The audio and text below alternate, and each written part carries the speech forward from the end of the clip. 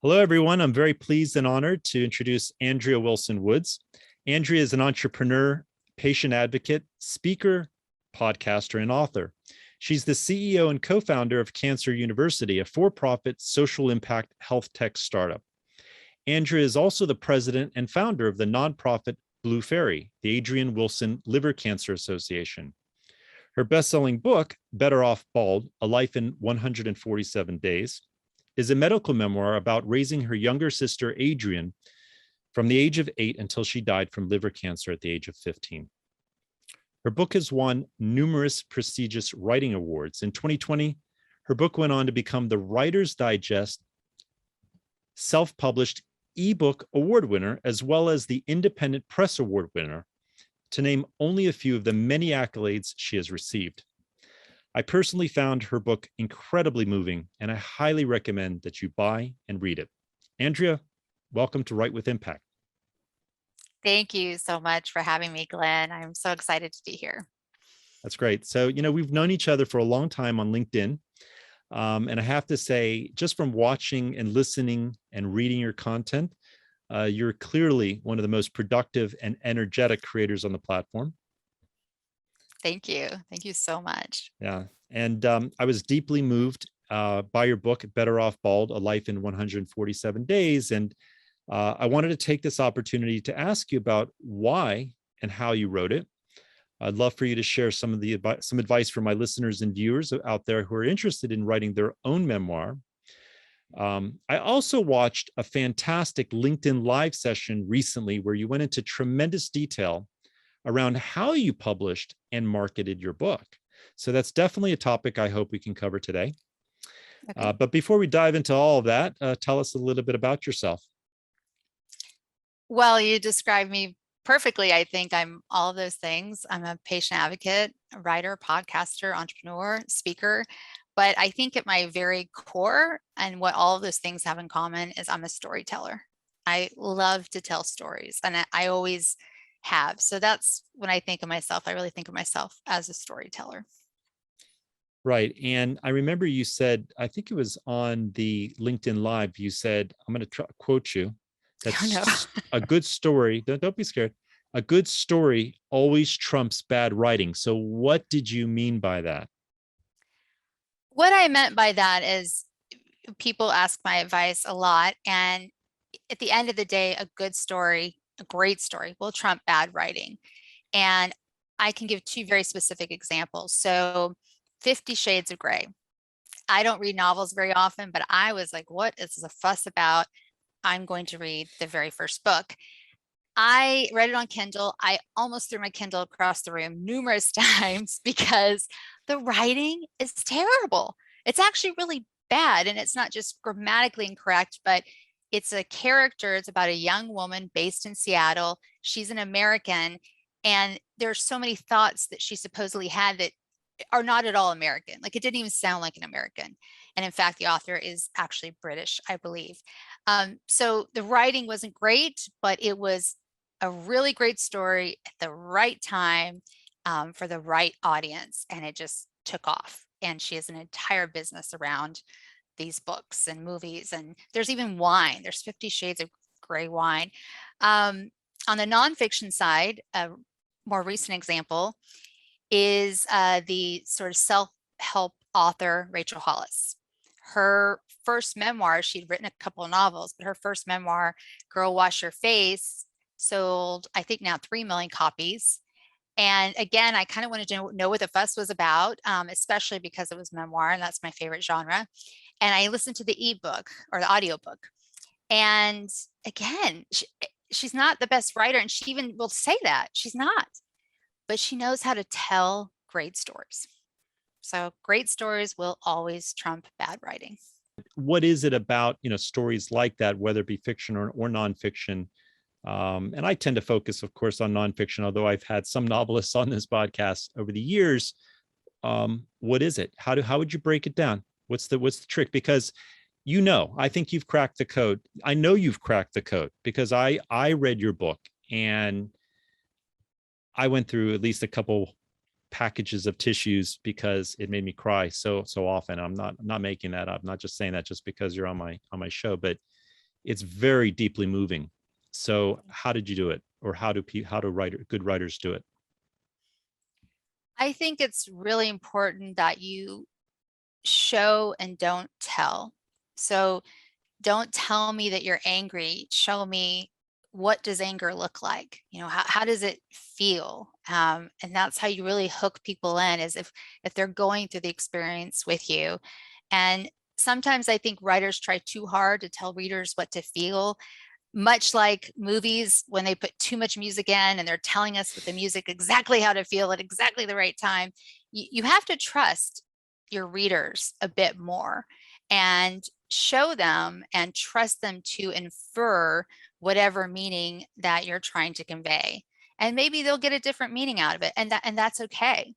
There's a joke in my book that my sister made, and most people think it's funny. A lot of people thought it was horrible. That's okay. I showed, don't tell. And with memoir, you have to be honest. Right. So that's great advice. Let's dive deep into, being honest when writing a memoir. I imagine, some listeners out there they've written one, or they're planning on writing one, or writing one right now. I've written very short pieces, blog posts about that you could call sort of I would call semi memoir style. And I also try to inject a lot of my personal stories into a blog post, even if it's a how-to, sort of listicle, here are the 5 things you need to do kind of article. What is it about memoir? How did you crack the code on that? You definitely did. It's an excellent memoir. Thank you. I think it's important to understand that a memoir is a particular period of time in your life. It's not an autobiography. You don't need to tell your entire story. It needs to have focus. And I knew when I was writing my memoir, once I figured out the structure, the journal-like structure, I knew that really the story was this time in my life. It was this 147 days with my sister battling cancer, but also the 7 years that I raised her in my 20s. And that was the focus. And a recent Amazon reviewer was disappointed that I didn't deal with my sister's death. I don't think that's a spoiler. And well, I was in it, I was in it, and I couldn't deal with her death. There was no way in that amount of time I could deal with it. But my life, after Adrian is an entirely different book. That's a whole nother book. So I think it's important to understand it. It's just the slice of time in your life, and it's up to you to figure out what that period of time is. And also, I think one of the biggest things I see from people who are writing memoir or thinking about it is they are so worried about what people will think, because you're writing about real people. And I just say, you know what? You better be prepared to upset the people in your life. You have to be prepared for that. And you have to make decisions about characters. So even if you change someone's name, which I do, or you create composite characters, which I actually don't, you have to realize that people are going to recognize themselves, and you have to be prepared for that blowback from family, friends. I knew in my book there was a particular part about my mother's family that if they ever read my book, they would be upset about. And I don't think they ever read it, but I do think someone told them, and it was about this one line. And I did feel like it really truly belonged in the book. That's why I didn't take it out. But when they found out about it, they were hurt and upset, and I have not seen them for 2 years. You have to be prepared for that if you're going to write memoir. I hear you say, focus on a period of time in your life. Don't Yep. cover from 0 to 95. Right. Right. And that it's built into your title. It's a very defined, definite period of time. Right. Yes. So Yep. that sounds very intentional. But what's interesting is that you also said that it's also about the 7 years that you raised your sister as a parent, as her Yeah. guardian. But then you weaved it in, right? You weaved it into that 147-day period. Yeah. Is that how you did it? Exactly. Yeah. Yeah. Yeah. The story is told in present tense, and that was on purpose. That doesn't always work, but I felt like it was really critical if people were going to feel the experience, that the actual 147 days being present tense, but I use flashbacks throughout the book that are clearly in past tense, that talk about sort of that time leading up to that diagnosis. Right. I was going to ask you about that, and you answered my question. Thank Oh, you about okay. the use of present tense, because I Yeah. think it's very powerful, and it brings you right there. I mean, right there. It's very cinematic. I feel like I'm watching a Netflix or movie. Have you gotten a deal or offers on this one? Not yet. No. Not yet. No, I mean, it's all right. Um, We'll put it out there. okay. Okay. Another question I was going to ask about in writing memoir is how could you confront and reprocess? I don't know what the word is. You know what I'm saying? How could you recount such a traumatic period of your life and deal with that? I mean, aren't you in a way reliving that maybe over and over again? Because you not only you have to write it, you have to edit it, you have to get feedback, and you're going through this. Do you feel like you're reliving that just over and over again, or do you feel like you're able to separate yourself from that? I'll let you answer rather than me trying to put words in your mouth, but I'm just curious, very curious about that. To write this memoir the way I wanted to write it, I did have to relive it with the first draft. After I got past the first draft, it was much better. But the first draft took me 2 years, and I had a therapist during that time specifically for this purpose. And every day I worked on the book. It was painful, and I usually worked on the book 6 days a week. Um, and it's just like this wound that just starts to heal, and you're just going to rip off the scab again. And it was a very difficult time. It really was. And once I got the first draft done, I didn't look at it for months, because I needed a breather from it. It was really, really difficult.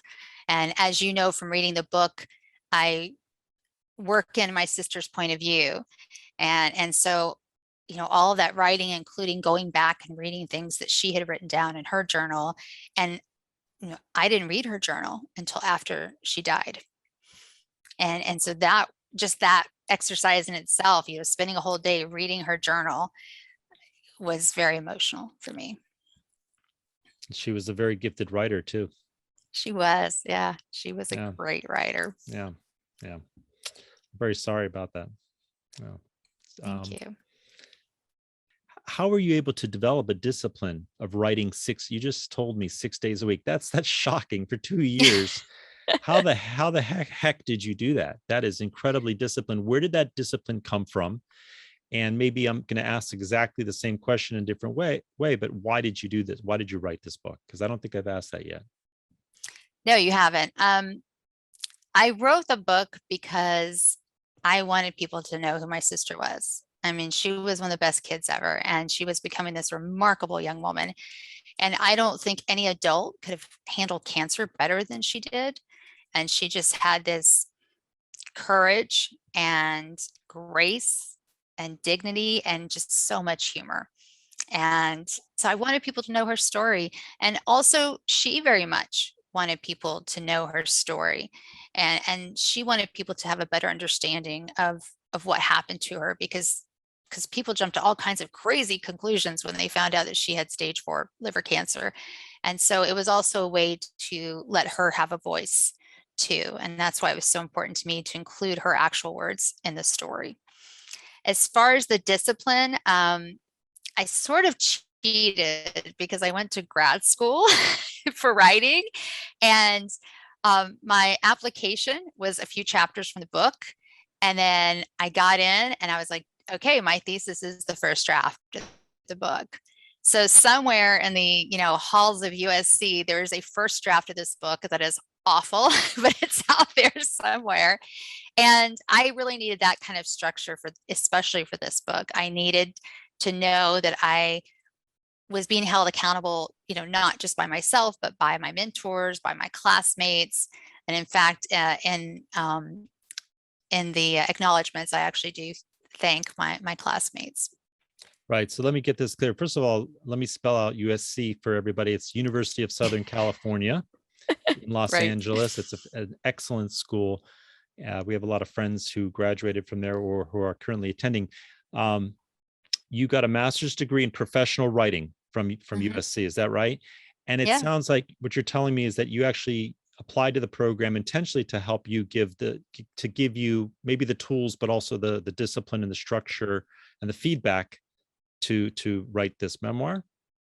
Absolutely. I mean, I figured if I was going to write a book, I might as well get a degree for it. I'm not going to do that the second time around, but that's very, very smart. I mean, second time around, we tell us a little bit about it, because I know you've been teasing your second memoir. I say teasing, I don't know if that's the right word, sorry, but you've been doling out, and that sounds too negative now, doling out a bit bits and pieces of it, sharing, that's the word, sharing bits and pieces of the memoir in progress on LinkedIn, and the feedback has been wild. People love it. Yeah. Well, I've never tested content like that before on LinkedIn, and I've definitely been happy with the feedback. The next book is going to be, how I grieved my sister's death pretty much all through my 30s, and how losing her changed my life, from starting that nonprofit to going through multiple careers to marrying the wrong person. I want to examine and understand why I made certain choices that took my life in different directions. Mm-hmm. And I want to write the book that I could not find. Before we move on to another topic, which is very interesting, the topic being marketing your book. So your LinkedIn Live, you talked about the 10 do's and don'ts of marketing your book, which was fantastic. We don't have to go through all 10 of those, but before we get there, I just have one more question around the book. And actually, it's not about the book. It's more around, you were a caregiver for your sister.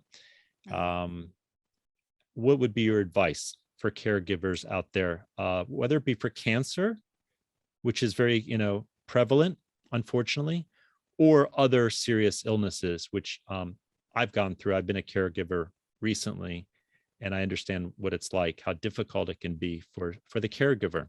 So what's your advice for caregivers, actually? I think it's really important to find support, and I could not find that when I was a caregiver. And one incident that we had that just blew up in my face was, I tried to convince my sister Adrian to go to this teen cancer club group that was sponsored by Children's Hospital of Los Angeles. And I thought it would be a great opportunity for her to sit around with other people her age, who had other types of cancer, and have these conversations. And she didn't want to go. And I sort of made her go. And she had a complete breakdown at the very beginning. And she actually told me, she said, don't you get it? I don't want to be around other kids who are sick. I don't want to be reminded that I'm sick. I want to focus on what I can do. And I realized in that moment, well, one, I felt terrible, but two, I realized in that moment that that group was for me. Like, that's what I was trying to find as a parent. I wanted to find something similar, and that was sort of the closest thing I could find. And I think it's really important as a caregiver to understand that you have to respect what the patient wants, even when you don't agree with it. And I won't say her name, but I know a caregiver recently who was very frustrated with her husband because he wouldn't get a second opinion about his advanced cancer. And she's even a nurse.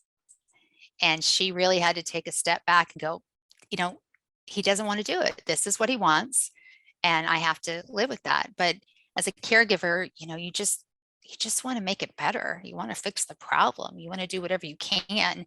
And ultimately, at the end of the day, it's not your choice. It's what the patient wants. Okay, thank you. That's very good advice, and very difficult to go through in the moment. Yeah. So let's talk about book marketing, which seems to be, I have to say, for you, it looks like you're having fun because with this, just to be I love marketing. yeah, so do I. So do I. So that's why I'm like, okay, here we go. This is the topic that I think we both really like. Exactly.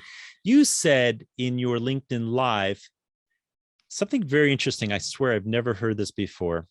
You said, I'm quoting Andrea Wilson Woods, writing is training for the marathon. You said, first of all, you immediately debunked the phrase, the common phrase, almost cliche, that writing is a marathon. Okay. You said it's not. Yep. Oh no. I'm almost like, imitating the way you talk. You said writing is training for the marathon, and that the marathon begins the day the book goes live. So I'm going to hand this over to you. What did you mean by that? Well, it was an understanding that I came to. I mean, everyone says, writing's a marathon. It isn't. I mean, truly is the training. And I've done 6 marathons and 1/2 marathon. And I remember what that training period was like. But when your book goes live, that is when the marathon starts, because no matter who your publisher is, who represents you, at the end of the day, if you want your book to sell, it's your job as the author to sell your book. It really, truly is. You know your book better than anyone else, first of all. And, it's really your job to go out there and hustle. And, I'm always shocked when writers publish a book. And again, whether they do it themselves or they have a small publisher, even a big publisher, they expect that because it's out there on Amazon, that it's just going to sell itself. And that's just not the way the world works. I mean, that's not reality. So I think it's really important as an author that you really, really know and learn how to market your book. And how do you do that? I mean, what are some pieces of advice that you learned having been doing this for 2 years? Yeah, I think it's been almost 2 years. It'll be 2 years as of October that you published this book, your first book, your memoir. Yep. And I see you're continuing to hustle, for lack of a better, I'm quoting you. That's the word you're using. Yeah, you can use that word. Which is fine. I have no problem with that. That's absolutely true. That's what you got to do when you're a marketer. And that's what I am too, by the way. Yeah. So how do you hustle? What do you do? What do you got to do to get the books out there? I think it's really important that you hire a team, especially if you don't have a mainstream publisher. Don't do it alone. There were a lot of logistical issues about publishing my book that I'm sure I could have figured out, and I had zero desire, because that wasn't the best use of my time. I think that's really important too, that if you are someone who's very entrepreneurial and you like figuring things out, solving problems, you tend to want to do everything. And I really encourage people, hire a team, don't do it by yourself. A great example is the cover of your book. I know too many authors who have designed their book covers, and they're not designers, they're writers. And I didn't design my book cover. Part of my team did that.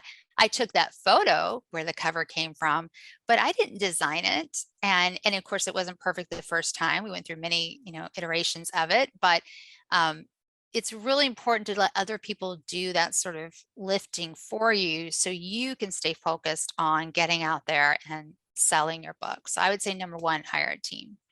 Do you mean hire an agency where they provide, everything, or maybe two different agencies that serve different functions? Or do you have to assemble your team, meaning literally you go out and, you hire, there's the book designer and there's someone else that does something else?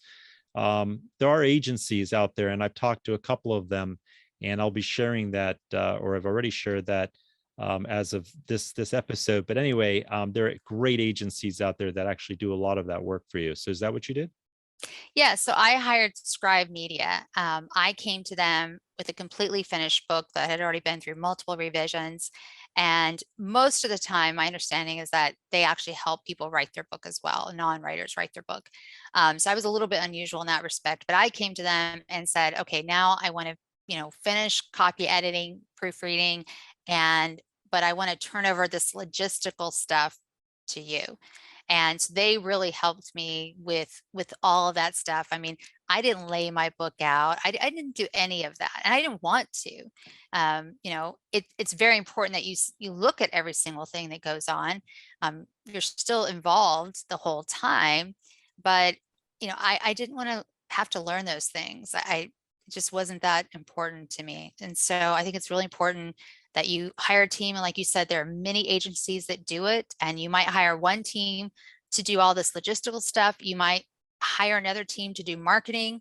And I would just say with the marketing piece though, just remember again, at the end of the day, you are the best voice for your book. You really are.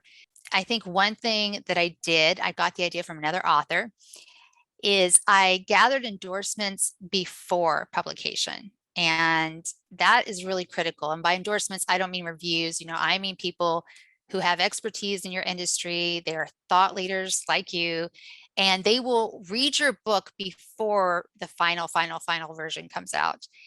It was important to me to get endorsements from medical oncologists specifically. And I asked about a dozen, and 8 people ended up reading it, and they endorsed it. They, in one case, actually a doctor found like a small error about one little medication. I was like, thank you for telling me. And so get those endorsements ahead of time, which is probably easier to do in nonfiction than fiction, but I know the nonfiction space. And then you need to recruit people to be kind of your review crew. And this was something that the agency I hired did not do. I did this entirely on my own. I reached out to my network and said, are you willing to review my book? You'll get it early, but you'll have about 6 weeks. And then you have to post that review as soon as the book goes live on Amazon, because that makes a huge difference in the algorithm. And I recruited about 30 people, and about half of them left the review. So that's another piece of advice I give, find twice as many people as you think you're going to need, because I was kind of surprised by the people who didn't leave a review. It's very surprising to me. Why is it important to get some reviews right out of the door, out of the gate? I don't know what the expression is when you launch the book on Amazon. It affects the algorithm.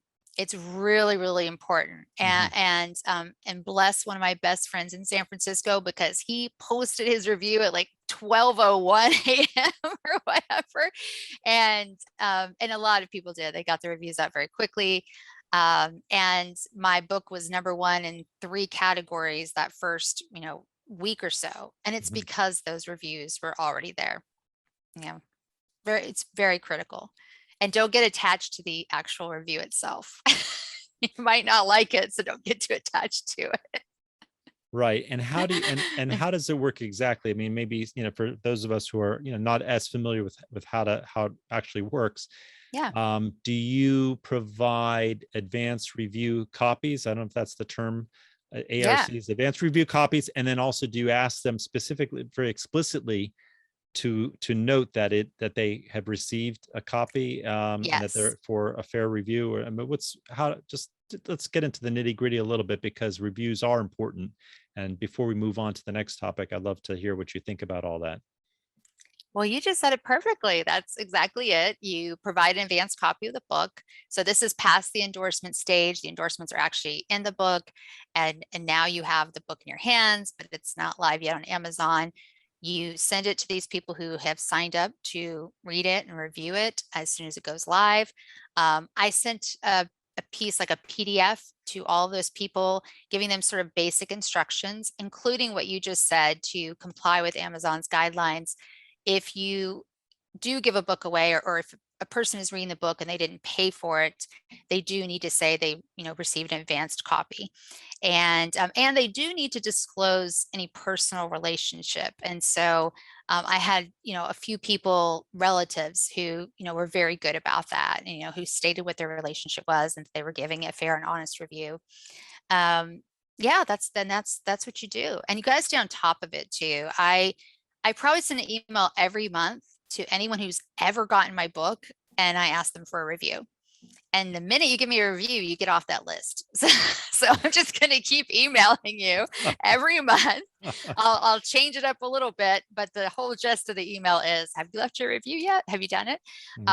And even in the book itself, and in the bio section, I ask for, if if you like my book, please leave a review. Right. Yeah, really, Right. really critical. Well, I'm going to make a public commitment here. Ready? I'm going to write a review. And I Oh, and I also recommend that listeners, after reading the book, of course, leave a very positive review, because it's a wonderful book. Seriously. thank you. Thanks so Seriously. much. Yeah. What else? So you had 10 do's and don'ts on LinkedIn. We I don't have to go know. through 10, I promise, but I want to get a little bit more out of you, because you seem to know, you've gone through the process, and you continue to go through the process. Um, you've done, I mean, LinkedIn Live, for example, you're doing a lot of live sessions, I think every week, every Wednesday night at 11 p.m. Eastern time, or something like that. Yeah. And it's not all about the book. Actually, it's not about the topics in the book. It's not even about, I mean, there was that one session on writing and publishing, but you cover a range of topics on those live sessions. But clearly, I would assume, or my hypothesis, that actually does drive some awareness and traffic to your author page, to your website, to you, to LinkedIn, and hopefully to your book. Yeah, I hope so. It's important to invest in promotion, and the three biggest tools that I found to be the most useful were, number one, Goodreads giveaways. They're very inexpensive to do. You can choose whether you want to give away ebooks or actual paperbacks, and you can choose whether you want your giveaway featured or not featured. And no matter what happens, every time someone signs up for a giveaway, your book is automatically put on their to read list. And if you don't know what I mean, I highly recommend that you sign up for a Goodreads giveaway so you can see what I mean. And I just did another giveaway. It's my fourth one now in less than 2 years. I kind of stagger them out. And this time I did paperback copies. I hadn't done that since the premiere of the book, the launch of the book.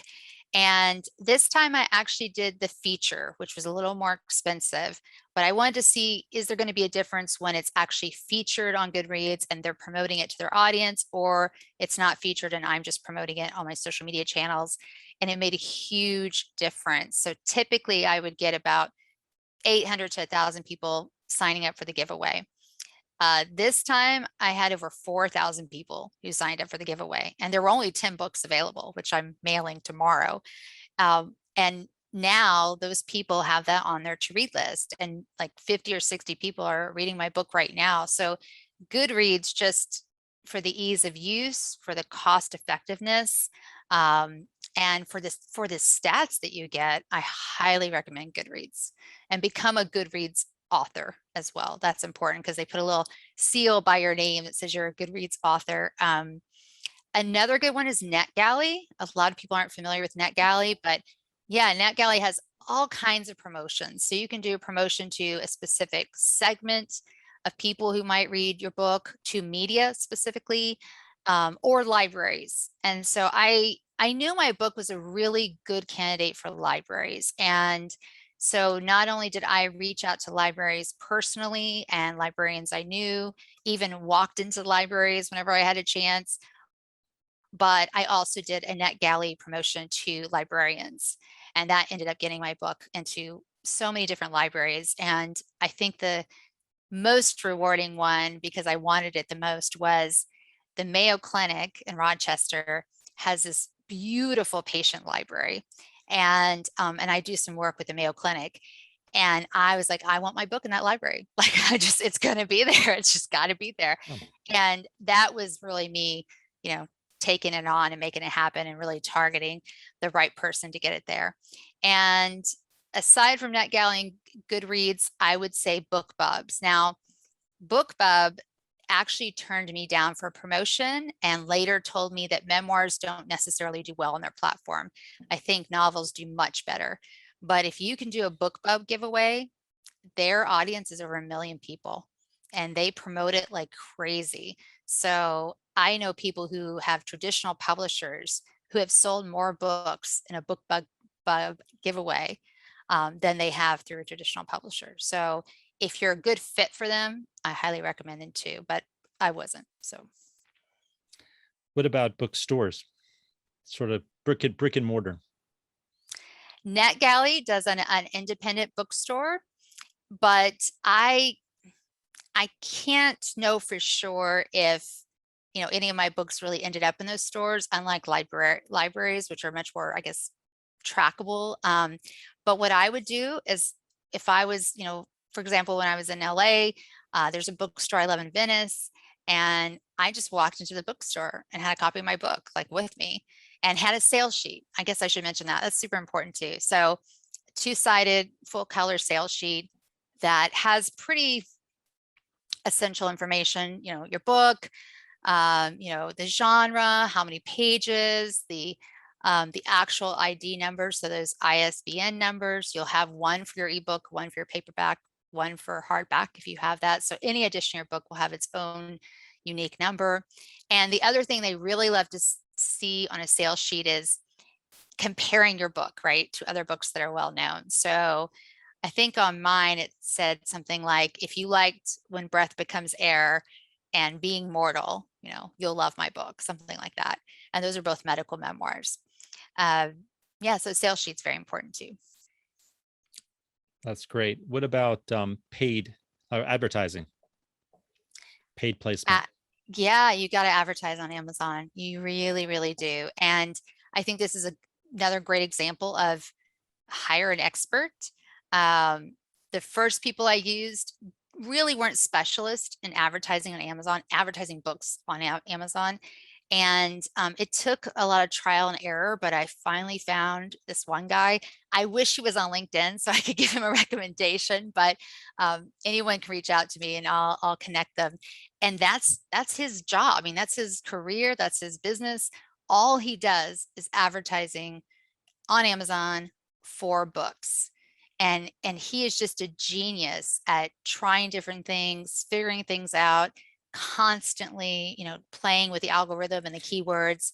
And so I have had a lot more success with him. My book consistently stays in the top 50, top 100 of all the categories that I'm in. So that makes me really happy.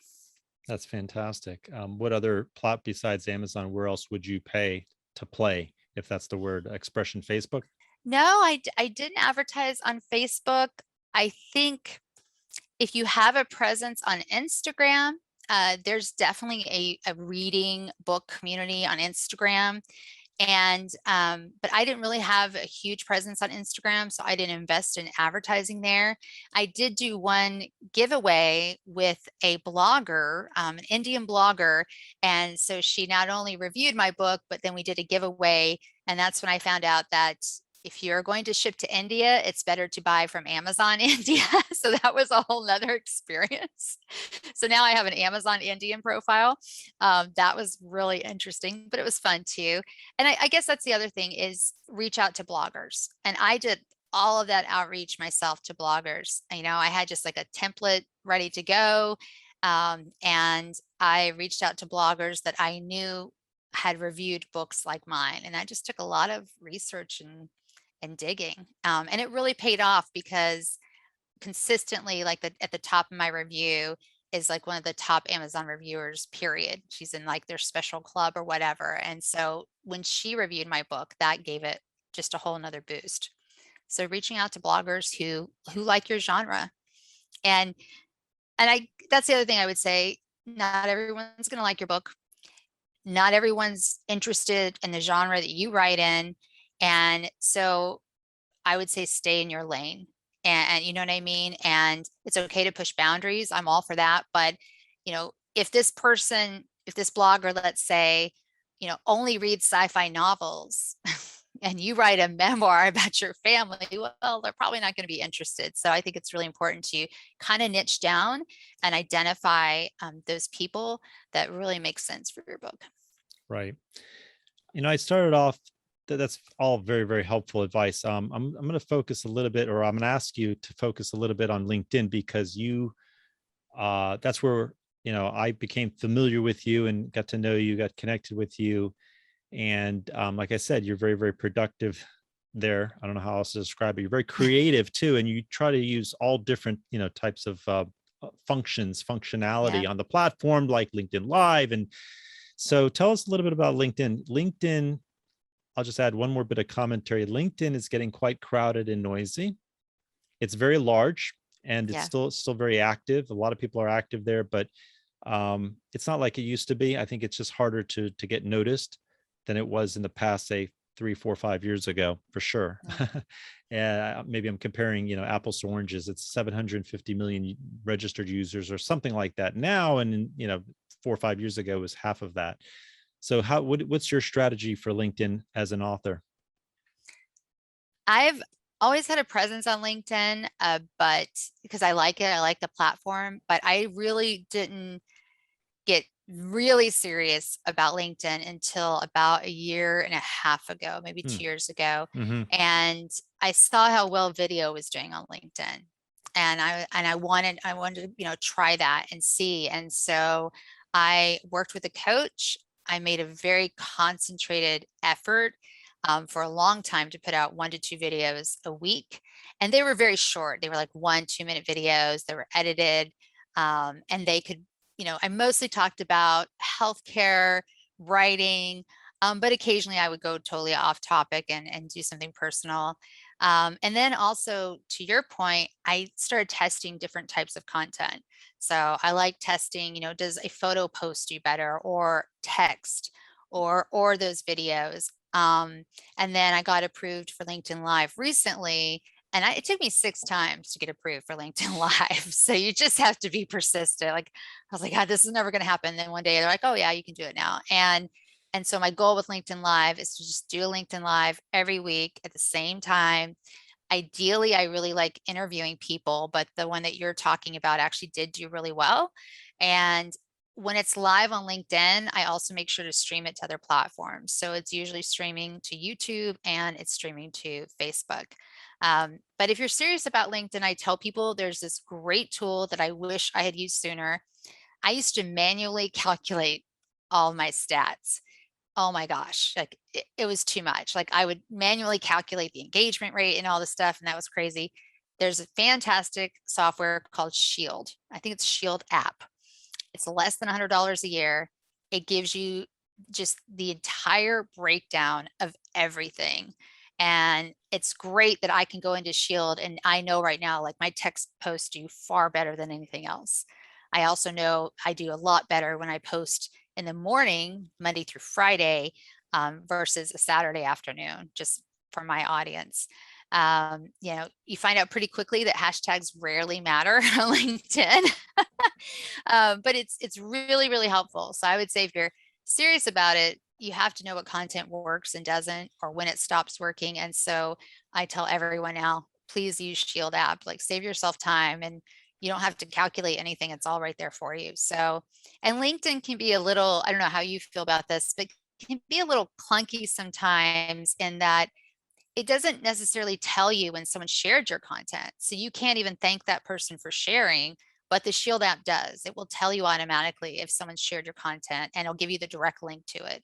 And so I find that helpful as well, because if someone shares my content, I want to make sure I thank them for doing so. That's great. So Andrea, you're an excellent writer. You also have a degree in writing. I would love to sort of peer into your studio, your writing studio, and understand your process. I'd love to ask this question. If anyone has listened to any of my episodes, previous episodes, and if you haven't, that's okay. I'm not referring to you specifically, Andrea, but I'd love to ask my guests, how do they write? What's your process? What goes through your head, your mind? How exactly do you get the words out onto the page or the screen? I wish I could say that I write every day, and with the exception of a daily goal journal, I don't. I do that one thing every day, but I for me, when I sit down to write, whether it's a blog post, or maybe it's an article, or something as huge as a book, I have to do my very best to turn off the left brain, because I've done a lot of editing professionally, and so the editor is always there, screaming. And correct me if I'm wrong, but I think it was Hemingway who said, "Write drunk, edit sober." So the way I interpret that is, when you're drunk, you don't necessarily have the best judgment, or any judgment at all. And to be clear, I don't write drunk, but I think about it that way, so that I kind of forced myself to write without judgment, and to write without stopping. And if it's a big project, it's usually a word count goal. So when I was writing my book 6 days a week, my goal was 1,500 words a day. And that usually took anywhere from 3 to 5 hours. It really depended. And because I was on a deadline, I was in grad school and I had to meet certain milestones, I actually had this reward punishment system. I don't know if this is a good idea, but that's what I did. And if I had those 1,500 words, again, not edited, just get them out there. I put a marble in the spa. I was going to treat myself to like a whole day spa when I was done with grad school. If I didn't write the 1,500 words, I put the marble in this other jar, and it was something that was going to be extremely painful for me to do, but I promised myself at the end, whichever jar had the most marbles, that's what I had to do. So what ended up happening was, unfortunately, the bad jar had the most marbles. So I didn't write quite 1,500 words every single day consistently. And this was in 2008.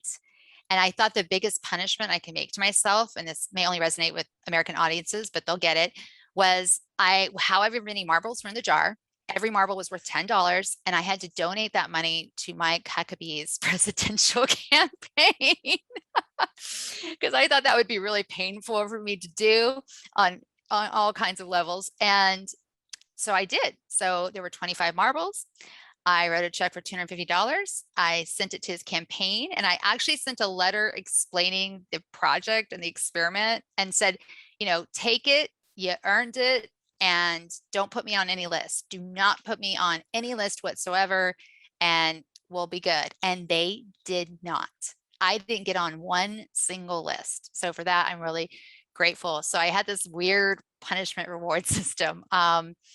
Now when I'm writing, if it's, if it is more something really short term, like again, blog post or an article, I use time as a goal. So I give myself a very specific amount of time and say, I'm just going to write, don't edit, just, you can edit later, you can fact check later, you can do photos later, you can do links later. All that stuff is so left brain. So that needs to be later. So yeah, now I just give myself sort of an amount of time. And I don't know about you, but I think it's really important to figure out what's the best time of day to write, because for me, it's 10 a.m. to 2 p.m., which seems a little odd because I'm not a morning person, and that's partly still morning, but before 10, I'm not awake quite yet, but by 10, I'm good. And after 2, my creative side is gone. Like I don't do anything really creative after 2 p.m. And so that's what's critical for me. So I give myself that space to write. All notifications on any device are turned off, from phone to computer to everything. And when that time is up, it's up. And then I go on to whatever I have to do next. Right. That's great. Where do you write? I write in my home office. I do. One thing that was really special though about writing my book is I wrote that book in the room where my sister died, in her bedroom. And it felt really good. So whenever I worked on the book, I wrote in her room. And that was when I still lived in Los Angeles, and I don't live there anymore. Right. That's very touching story. I didn't know that. And what kind of tools or implements do you use? I know this is getting kind of nitty gritty, but I love this stuff. Are you kidding? Yeah. I mean, just give us a little picture of what you actually use. And also it could include apps, electronic, stuff, digital apps. Yeah. Besides Moleskin, pencils, pens, apps, laptops, mainframe computers. Yeah. All of it. Punch cards. Anyway. My journal that I write every day is a real journal. Like I write in it. It's a real journal. It's very basic. Just, line notes or whatever. Before I always just wrote Microsoft Word and keep backups. Oh my gosh. Like don't back it up just to the cloud and the computer, like back it up on everything, at least 3. I know one writer that he backs it up on like a thumb drive, and then he puts it in the glove compartment of his car because he's afraid if there was a house fire. I don't know, but I'm not that paranoid, but I do, back it up multiple times in multiple places. But for this book, I'm actually using a tool called Scrivener, which I'd heard about for years, which is not super intuitive or easy to learn, but once you sort of get the hang of it, it works really well with my brain because it really helps lay out things ahead of time. You can keep all your research links in one place or your outline in one place.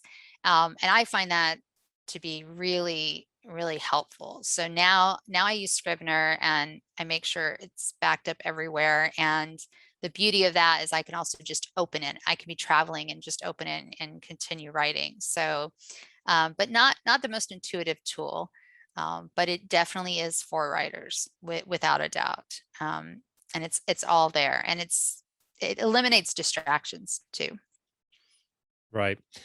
I have maybe one or two more questions and then we can wrap up. But so one question is around, I noticed you use a lot of dialogue in your book. And then of course, you intersperse it with, some non-dialogue, narration. How do you think about that? Because I think, my impression was that you really, besides using the present tense, you used a lot of dialogue, and that really brought the stories to life, in my view. Yeah, one of, I think, the most famous memoirs, and it's one of my least favorite, is Angela's Ashes. And my frustration with that book was not that it wasn't a great story. It was a great story, but when he used dialogue, he didn't use any quotations at all, any quotation marks.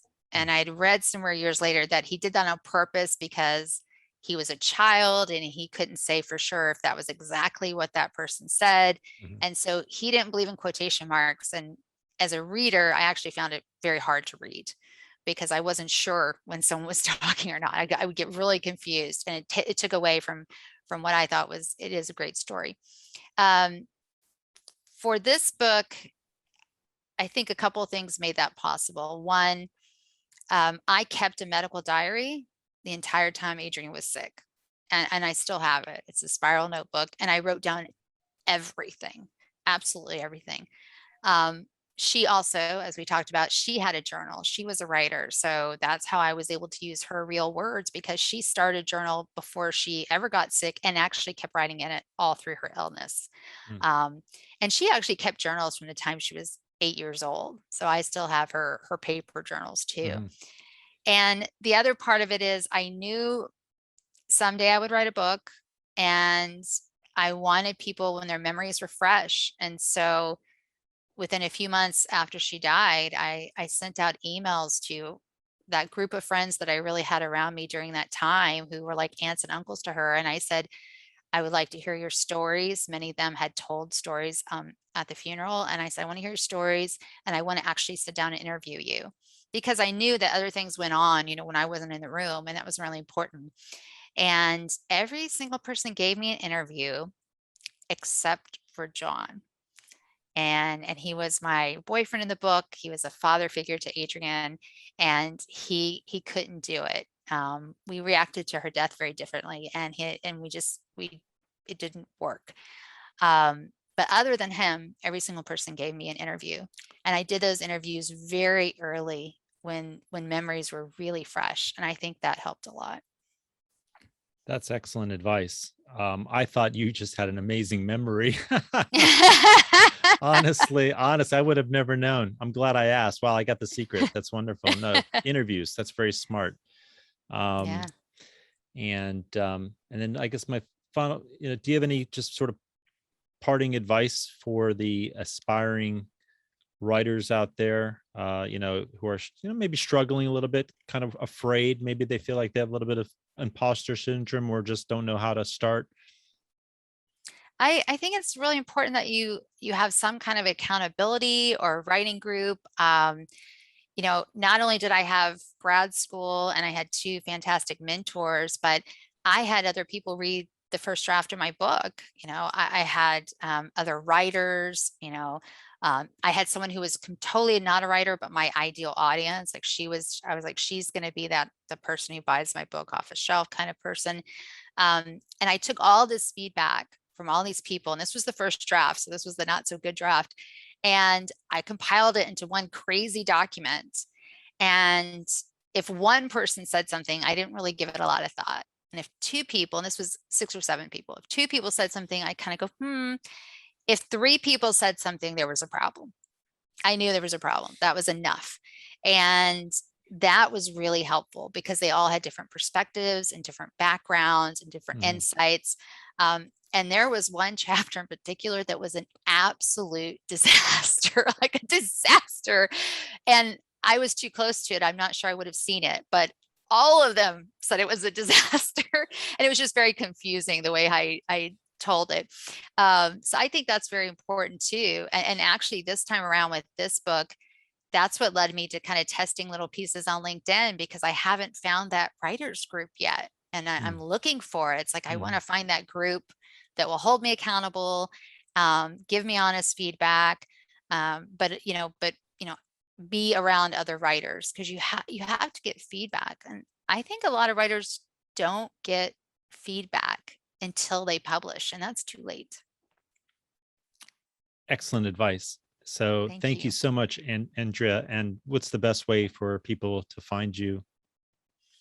If you go to the book website, betteroffbald.com, all of my social media is there. If you want to learn more about Cancer University, just go to cancer.university.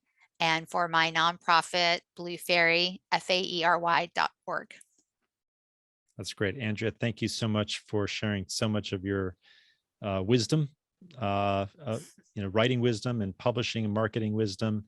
And again, congratulations on a wonderful moving book that I highly recommend people go out and buy and read and definitely review it. Thank you so much for having me, Glenn. This has been so fun. Thanks.